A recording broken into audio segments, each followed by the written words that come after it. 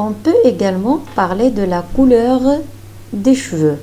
Par exemple, il a des cheveux bruns ou bien il a des cheveux roux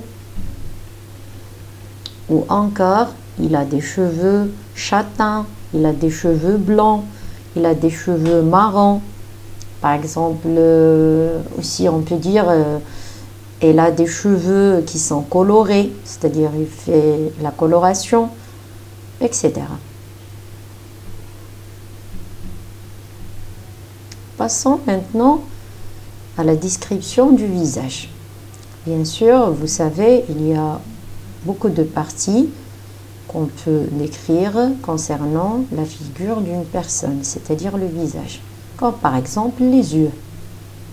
Donc on peut dire de ce fait, elle a des yeux qui sont verts. Bien sûr, ici je parle de la couleur. Elle a des yeux bleus. On peut changer la reformulation de la phrase en disant ses yeux sont verts ou bien elle possède des yeux qui sont verts, qui sont marrons, qui sont bleus ou encore gris. Et vous pouvez bien sûr même parler de la forme des yeux. Est-ce qu'il a des yeux qui sont ronds, des yeux qui sont globuleux, des yeux sous forme d'amande, qu'on appelle autrement les yeux en amande, et ainsi de suite. Après, je vais vous communiquer une liste vocabulaire que vous pouvez utiliser pour décrire une personne de votre choix, bien sûr.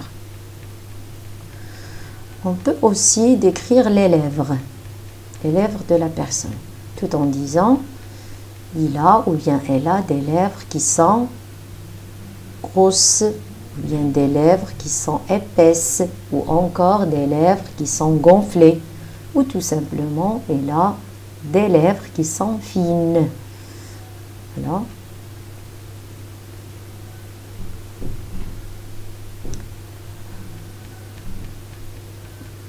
Maintenant, comment décrire le nez? Donc, pour décrire le nez d'une personne. Donc, le nez peut avoir plusieurs formes.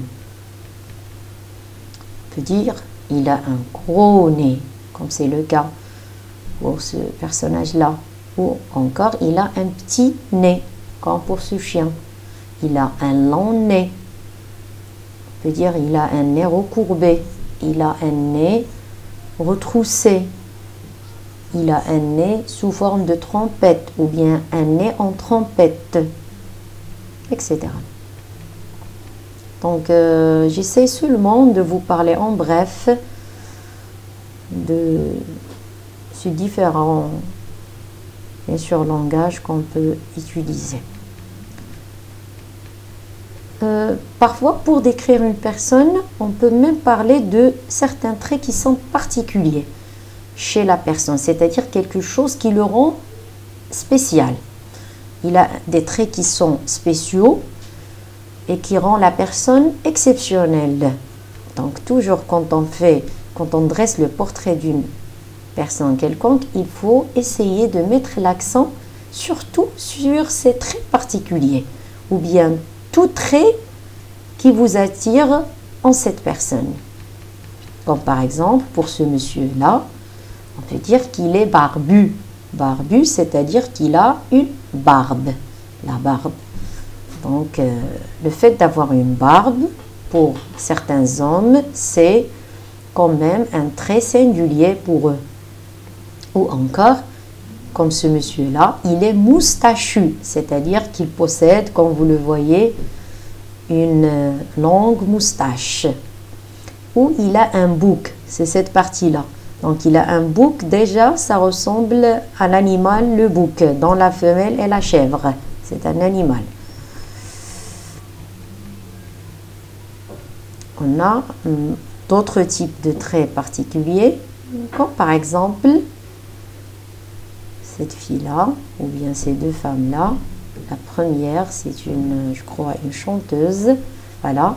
Donc, il a un ou des grains de beauté. Donc, vous pouvez deviner où est le grain de beauté dont on parle. Eh bien, c'est celui-là. Donc, ça, c'est le grain de beauté. Par exemple, celle-ci, elle a des taches